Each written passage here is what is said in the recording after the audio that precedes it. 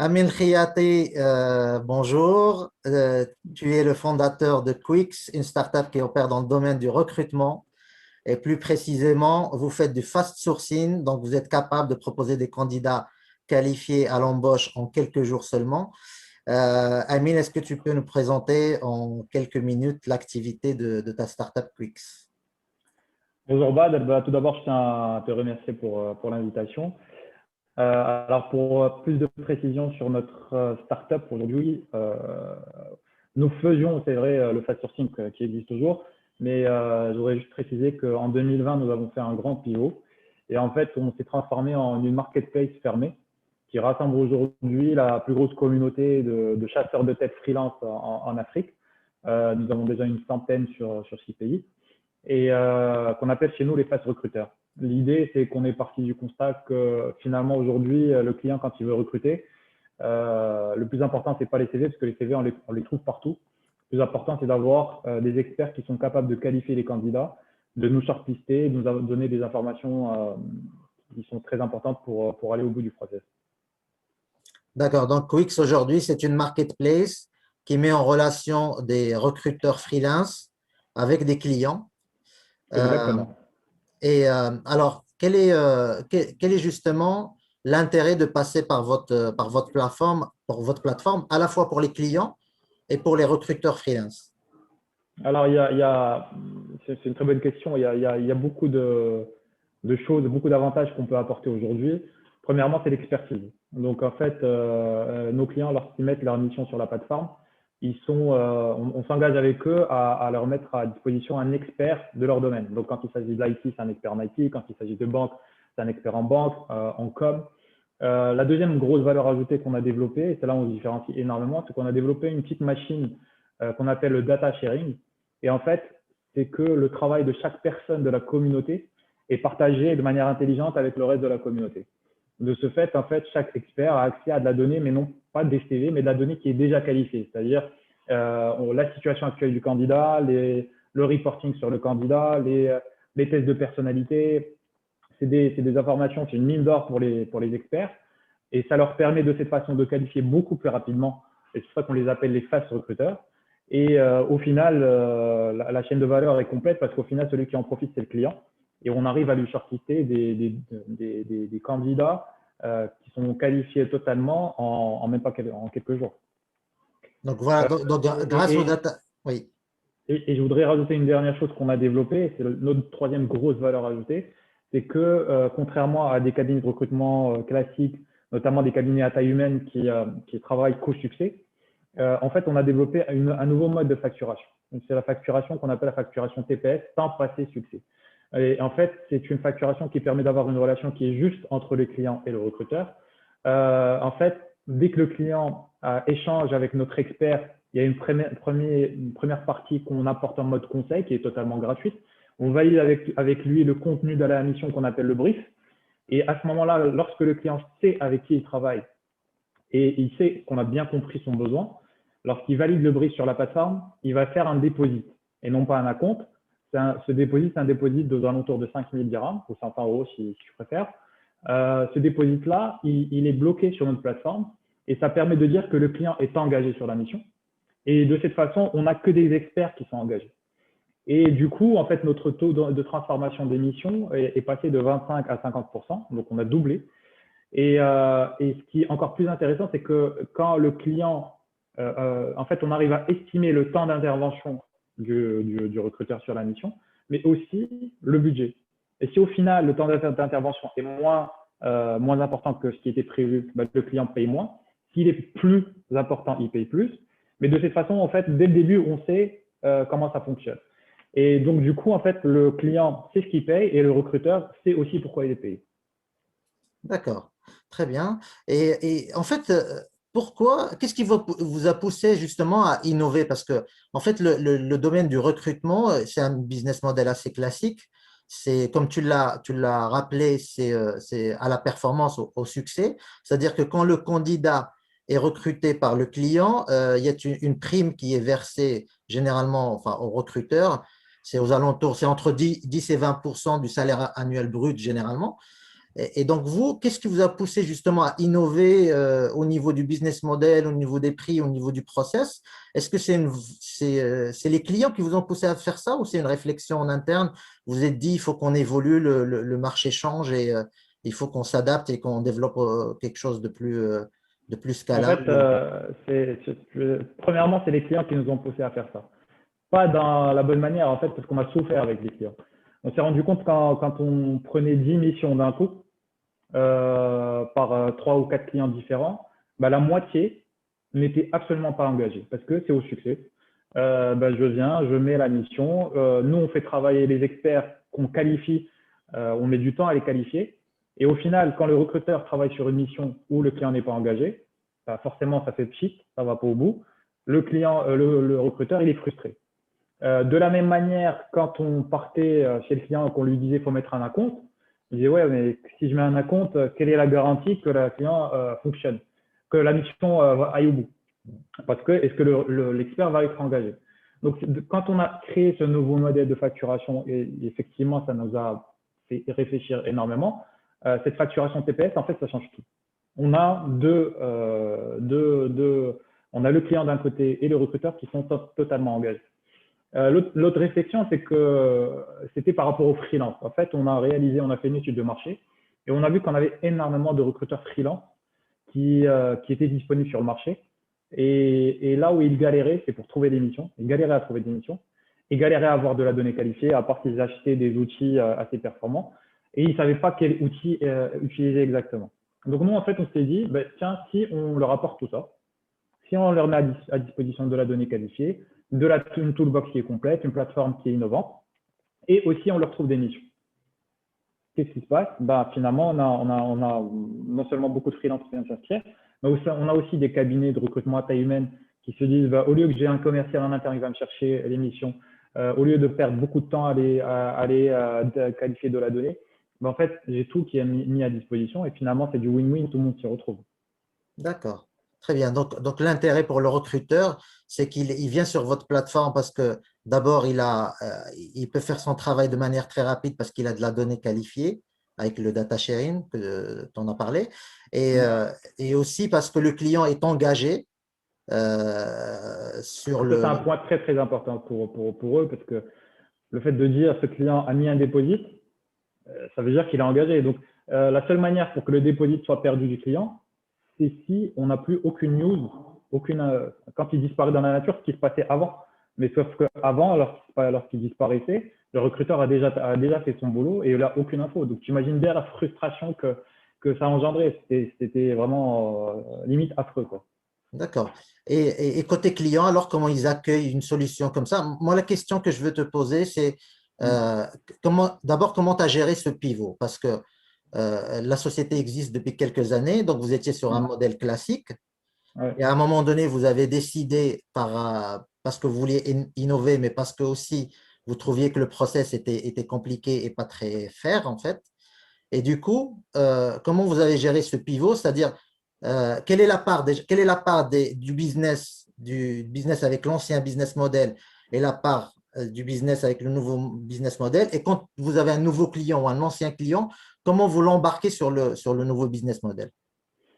Alors en fait, déjà, le Covid a été un accélérateur parce que avant, faire passer des entretiens de manière digitalisée, c'était assez compliqué.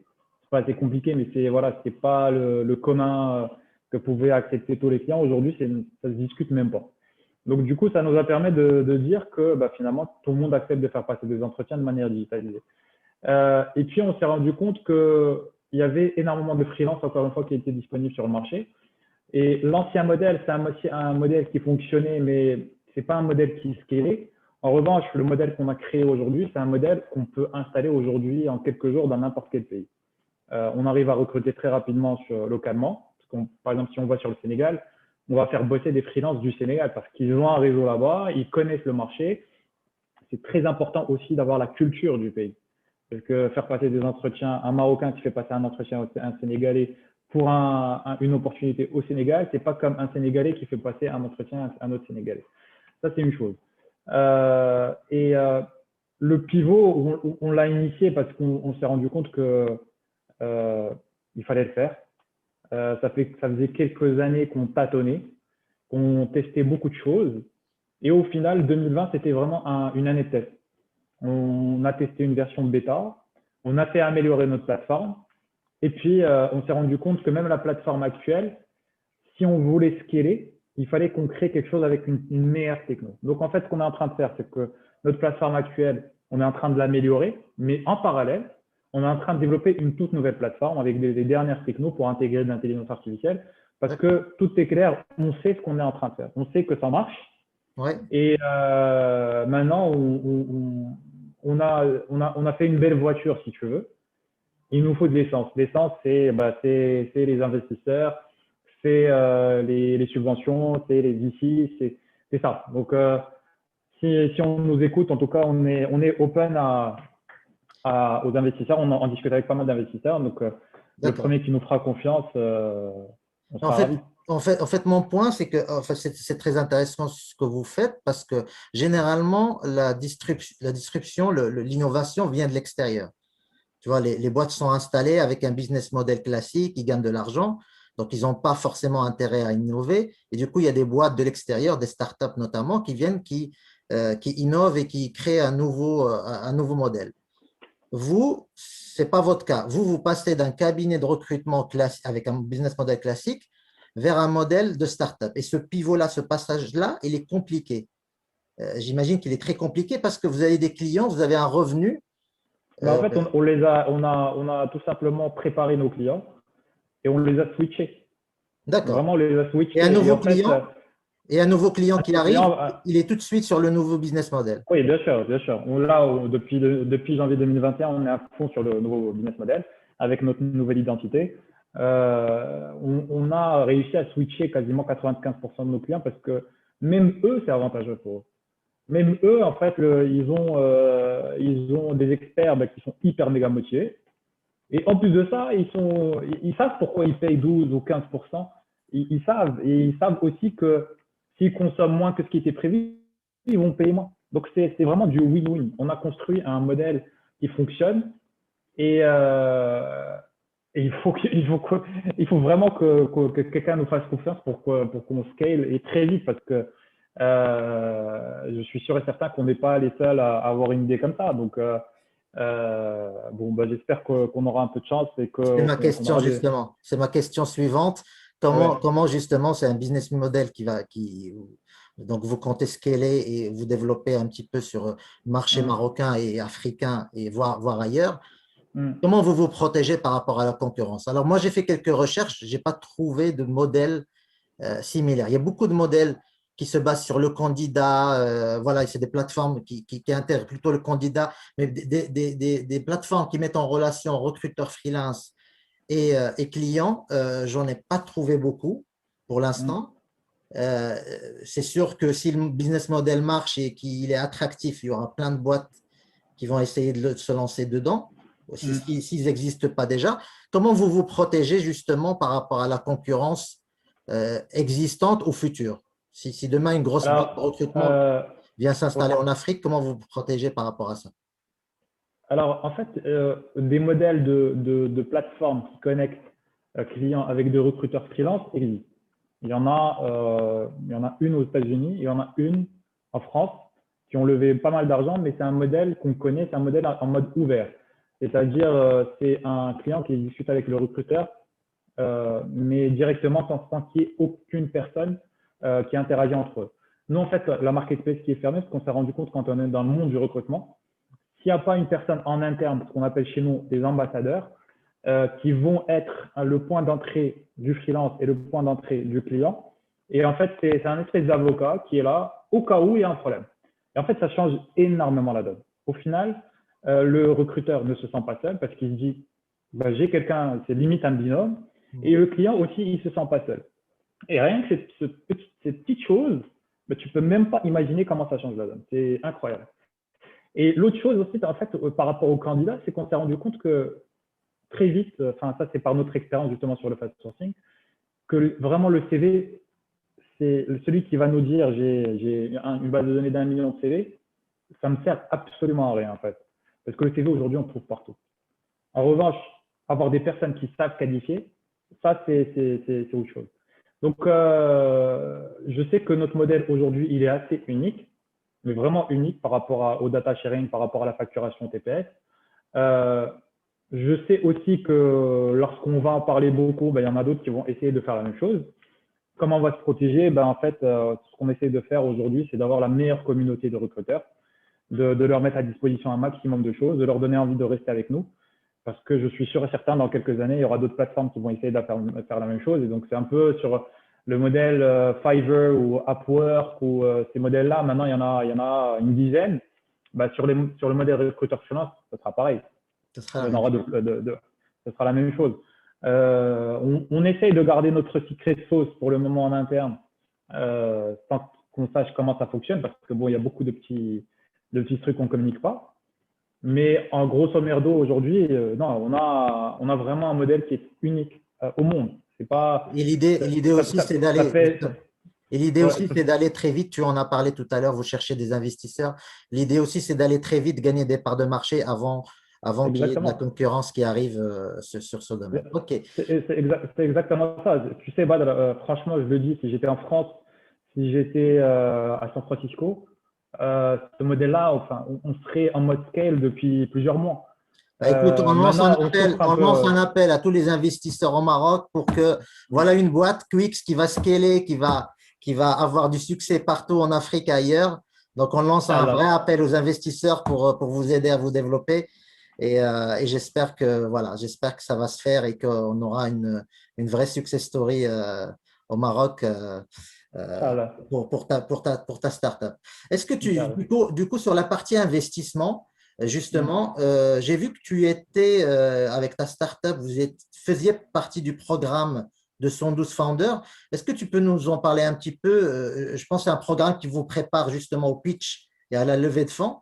Où Ouais. est-ce que vous en êtes sur ce programme-là? Quelles sont les choses qui sont intéressantes dans ce programme par rapport Hmm. à votre développement? Alors, par rapport au programme 212, pour moi en tout cas, c'est vraiment l'un des meilleurs programmes d'accélération au Maroc, de loin. Euh, Si on est arrivé à ce niveau de réflexion sur Quix, sur justement le data sharing, la facturation TPS, je leur ai dit, je le redis encore une fois, c'est grâce à eux parce que ils nous ont vraiment fait réfléchir, vraiment pousser la réflexion au bout. Et c'est comme ça qu'on a réussi à trouver un moyen qui va vraiment nous permettre de scaler. Donc pour le coup, le programme 212 est un programme excellent. On a passé 6 mois avec eux. Ils nous ont énormément préparé pour présenter devant les investisseurs. Et on est passé devant le comité d'investissement parce que c'est le comité, c'est le 212 fait partie de la CDG Invest. Donc, on est passé par le comité d'investissement qui s'est très bien passé. Maintenant, selon eux, pour le moment, il n'y a pas assez de métriques, même s'ils trouvent que le projet est très important et très intéressant. Donc, ils attendent qu'on revienne vers eux avec des métriques. Bon, c'est pas la même ma conception des choses parce que si je reviens avec des métriques assez importantes et qu'on parle de lever un mode seed, c'est-à-dire on parle entre 1 et 3 millions de dirhams, voilà, je sais pas, ça m'a un peu refroidi, j'avoue. Parce que Parce c'est l'investissement de 112 Founders, c'est en seed. Dans une première phase, ouais, c'est en c'est seed. du seed. D'accord. Mais C'est du seed, ça peut exactement. Puis être un série A. ça peut être un complément par rapport à d'autres. Alors, cet Ouais, investissement en voilà, seed peut être en complément avec d'autres investisseurs. exactement. Donc, nous, personnellement, on voulait vraiment avoir la CDG Invest avec nous parce Hmm. que, vu ce qu'on a eu avec le 212, voilà, pour nous c'était l'idéal d'avoir ce partenaire-là. Bon, pour le moment, ils attendent encore quelques mois. Mais, encore une fois, le temps est contre nous. Ouais. On a besoin d'investir énormément d'argent. Là, on y va à la vitesse de la tortue parce quand on investit 1000 euros par mois dans le marketing, qu'est-ce que tu veux faire avec 1000 euros par mois? Ouais. C'est rien. On a besoin de recruter, on a besoin de. Et, Et on va trop doucement. d'accord. Donc, en fait votre product market fit est là. Vous avez des clients, vous avez du revenu, vous avez un modèle qui est potentiellement scalable. En fait, il vous faut de l'investissement pour vraiment déployer votre Exactement. modèle. En fait, on a juste besoin de ce premier investisseur qui va croire en nous. Et après, ça va aller, hein. Après, ça va aller tout seul. Parce D'accord. que Et juste, on est deux associés très aguerris. On a une super équipe. On a un modèle qui tourne. Mais voilà, c'est quand tu as une belle voiture, si tu as un Ferrari et que tu mets 100 dirhams d'essence, tu vas rouler 100 dirhams d'essence. Tu vois ce que je veux dire? Il nous faut beaucoup d'essence pour aller vite. justement, par rapport aux investisseurs, comment tu t'y prends pour aller chercher du financement aujourd'hui? Mm. Euh, est-ce que j'imagine que tu cherches pas uniquement des investisseurs marocains, tu es ouvert à des investissements étrangers aussi. Ouais. Euh, est-ce que, Je reçois énormément d'invitations, d'appels, d'investisseurs. Pour le moment, je crois qu'on en a rencontré une dizaine. On en a 6 ou 7 avec qui on est encore en discussion. d'accord, Donc voilà, et on est vraiment open. Moi, je leur ai dit, même à la CDG, je leur ai dit, moi je suis capable de rencontrer 30, 40 investisseurs parce que j'ai un réseau. Et tous ceux le premier qui va me faire confiance, bah écoute, moi, vous avez tant mieux pour lui. vous avez besoin de ce premier investissement pour vraiment Ouais, déployer exactement. On a votre besoin modèle. de booster. On a vraiment besoin de booster parce que là, c'est une frustration, mais vraiment, c'est une frustration qui est assez importante. Parce que, imagine, tu sais que tu as un truc qui est exceptionnel, mais encore une fois, je donne cette image de la Ferrari. C'est comme si tu as une Ferrari, mais tu peux Il faire vous que manque, Casa, Madia, quoi. il vous Et manque tu un vois ce peu de que je veux dire? carburant. Ah ouais, c'est vraiment frustrant, quoi. D'accord. Est-ce que tu peux nous parler tout à l'heure, tu nous as parlé de toutes les innovations que vous aviez en fait créées dans le process de Mm. recrutement. Est-ce que tu peux nous en parler un petit peu? Tu as parlé du data sharing, mais je pense qu'il y en a d'autres aussi. Est-ce que tu peux nous en parler un petit peu? Et, justement, ces innovations-là, tu as dit que c'était le 212 Founders qui vous ont aidé à réfléchir un petit peu ou à pousser un peu les idées jusqu'au bout pour sortir ces innovations. Ah ouais, ouais. En fait, les idées étaient là. Mais encore, c'est le 212, là où ils nous ont aidés, c'est dans l'exécution. Pour rendre ces idées-là scalables. Donc, le data sharing, par exemple, ou la facturation TPS. On crée aussi des concepts. Par exemple, on a créé le blind recrutement. C'est un truc qui est exceptionnel. C'est en gros toutes les shortlists qu'on va proposer à nos clients. C'est des shortlists sur le parcours du candidat, sur la situation, toutes les infos, mais ils savent pas si c'est un blanc, si c'est un noir, si c'est une voilée. Ils savent pas en fait. Et ça, en fait, ça permet de booster la marque employeur un truc de malade. Et en fait, on est en train de faire un truc qui est très sympa. On va communiquer là-dessus, mais pour le moment, c'est encore confidentiel. Mais voilà, vraiment, on crée des concepts super sympas autour de la tech, autour du recrutement. Voilà, faire en sorte de faire du recrutement vraiment autrement. D'accord.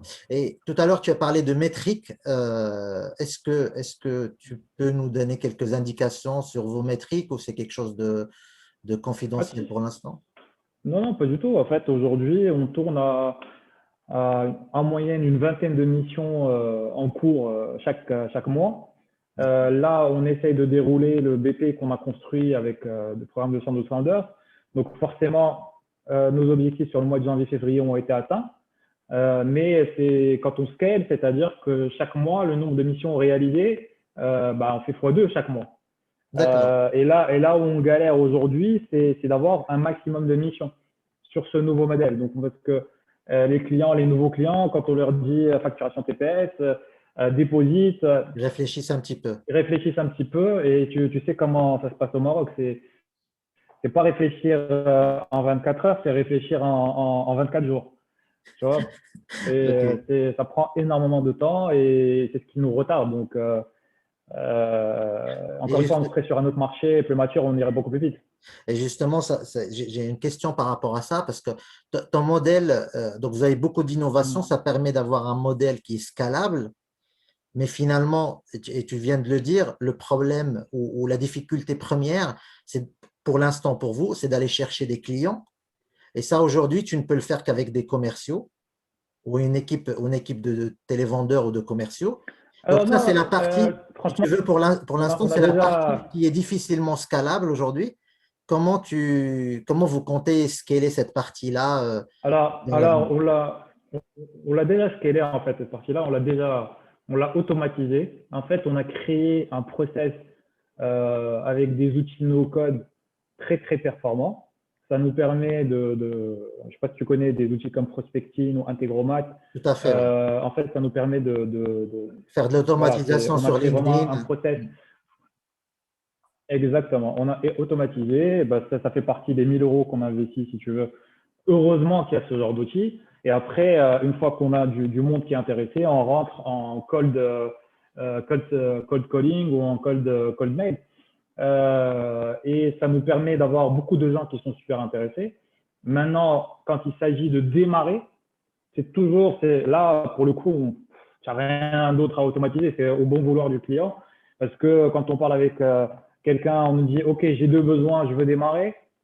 Bah, le temps qu'il aille valider, Il y a une ça prend question, oui, énormément de temps. il faut qu'il valide, qu'il comprenne l'idée, mais il faut aussi qu'il s'adapte au niveau peut-être contractuel aussi. Donc, ça C'est prend un ça. petit peu de temps. D'accord. Donc, c'est Exactement. l'onboarding du client qui aujourd'hui C'est prend le vraiment plus ça. de temps. Ouais, Ok. ouais. Très bien, super. Et aujourd'hui, quelles sont du coup les perspectives? Alors, on a très bien compris, vous cherchez des investisseurs pour vraiment déployer votre modèle. Moi, je suis sûr que vous allez réussir à en trouver, ça c'est sûr, vu ce que vous faites aujourd'hui. Quelles sont les perspectives d'évolution de Quix aujourd'hui? C'est un déploiement essentiellement sur l'Afrique. Vous ciblez aussi la France par opportunité. Quelles sont les perspectives sur ce? Déjà avoir une bonne partie, une grosse partie du marché au Maroc, parce que on a un gros portefeuille client, on a un truc qui fonctionne sans aucun doute. Et après, notre porte d'entrée pour l'Afrique, c'est principalement à travers les grands groupes, parce que comme tu le sais, les grands groupes marocains sont énormément installés en Afrique. Donc, on est capable de leur dire aujourd'hui, bon les amis, vous avez besoin de recruter au Sénégal et au Maroc, donc on vous accompagner sur les deux en simultané et d'être réactifs de la même manière. Donc, pour le moment, on est en train d'essayer de signer des grosses campagnes, comme avec des groupes comme avec Tijeri ou avec BCP ou d'autres, ou Afakash avec qui on travaille déjà. Mais c'est exactement le même problème, c'est ce que tu as dit et que tu as précisé, c'est l'onboarding du client. Le temps de décider de commencer, ça prend énormément de temps. Et à côté de ça, ben, on essaye de se battre avec nos armes, nos petites mains, nos petits moyens. J'en parle de cette façon-là parce que c'est vraiment énormément frustrant de le vivre. Mais j'espère que voilà, ça va être autrement d'ici peu, Inch'Allah, j'espère. J'espère. Et du coup, ouais, si je comprends bien, vous vous concentrez sur le marché marocain. Par opportunité, ben, vous allez accompagner vos clients qui vont en Afrique ou qui sont déjà installés en Afrique. Et on en a parlé tous les deux en off. Et vous avez aussi des opportunités qui sont de boîtes françaises ou de boîtes marocaines qui sont installées en France. Mais ça, Ouais, ouais. pour l'instant, c'est En pas fait, un objet. on a eu Si, si, bien sûr. En fait, on a eu des recruteurs freelance, surtout des experts qui se sont inscrits, qui sont en France. Donc après, comme moi j'ai un client, il y a un gros groupe marocain avec qui on travaille qui ont une filiale en France, on peut les accompagner aussi là-bas. C'est D'accord. ça ce qui est top. C'est c'est aussi facile que deux clics, discussion avec un expert et shortlist en quelques jours. Je veux dire, moi je vois pas un modèle qui peut faire ça aujourd'hui nulle part. Très bien. Très bien, très bien. Écoute, c'est hyper intéressant. Alors, moi, ce que je voudrais te poser comme question, on en a parlé un petit peu, donc les difficultés sur l'investissement. Euh, comment, comment tu vois l'écosystème des startups marocaines aujourd'hui? C'est sûr que par rapport à quelques années, ça bouge énormément, il y a beaucoup de programmes, mais il y a toujours des difficultés. Quel est ton constat sur l'évolution de l'écosystème des startups marocaines aujourd'hui? Bah, comme tu l'as dit, en fait, il y a quelques années, il faut qu'on voit les choses positivement. Il y a 5 6 ans, il n'y avait rien. Aujourd'hui, tu as des incubateurs, tu as des investisseurs, tu as un programme comme 200 Founders vraiment hyper intéressant où ils ont déjà investi dans des startups. Euh, Maintenant, mon point, il est toujours le même. C'est la lenteur des process. C'est qu'une startup, quand elle démarre, on peut l'accompagner pour avoir un marché, mais quand ce marché-là, il met 12 mois pour la payer, comment tu veux qu'elle vive? On n'arrive pas à comprendre qu'il y a besoin que ces startups-là, lorsqu'elles font un service, il faut la payer tout de suite. Pourquoi attendre 6 mois? Parce Et que des fois, c'est des Quix, vous petits trucs de travaillez, 20 en 000, fait, 30 000 dirhams. ouais. En fait, vous travaillez avec des grands comptes au Maroc. Donc, On travaille principalement avec des PME et des GE. voilà. Et le retard des paiements est un vrai problème pour vous parce que voilà, ça prend énormément de temps, ça joue sur Ah la oui, trésorerie. c'est un cauchemar. D'accord. Ça Ok. joue sur Mais le ça, moral. c'est le problème de, voilà, c'est le Quand on problème arrive de, à la fin du mois et qu'on sait qu'on a. c'est le problème de toutes les boîtes, effectivement, qui travaillent avec les PME et les grosses boîtes au Maroc. Le problème du paiement et de retard de paiement, c'est quelque chose, effectivement, de très compliqué. Amine, merci beaucoup pour cette interview. C'est vraiment intéressant. Moi, j'aime beaucoup ta boîte. Franchement, j'aime beaucoup ta startup parce que C'est gentil, merci. alors d'abord parce que vous faites un pivot, vous passez d'un modèle classique à un modèle de startup scalable. Et ça, c'est vraiment courageux parce que vous auriez pu rester sur un modèle classique et gagner votre vie comme ça. Donc ça, c'est le premier point. Et vous faites énormément d'innovation. Et je le rappelle, l'innovation, c'est pas que l'outil, l'application, c'est aussi dans les process. Et ça, vous en faites beaucoup. Vous faites des annonces régulièrement sur ce que vous faites en termes d'innovation sur tout le process de recrutement. Donc, moi, j'aime beaucoup ta startup. Je te souhaite bon courage. Je suis sûr qu'il y aura des investisseurs qui seront intéressés. Et on en parlera dans quelques mois. Tu viendras dans Naidatech pour nous expliquer comment tu as scalé, comment tu as ouvert des bureaux un peu partout en Afrique. Inch'Allah. Avec plaisir. Encore une fois, merci pour l'invitation. Et puis oui, bah, écoute, j'espère vraiment revenir chez toi avec des super bonnes nouvelles en mode Naïda. Ça marche. Merci, Amy. Merci beaucoup. Bon courage. Merci à toi. Merci. Au Merci, revoir. salut, salut.